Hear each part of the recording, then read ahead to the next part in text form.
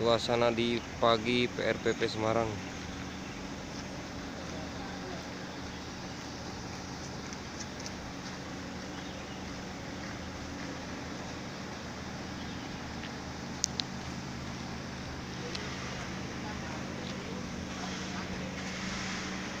Ada truk Randy Andika di depan.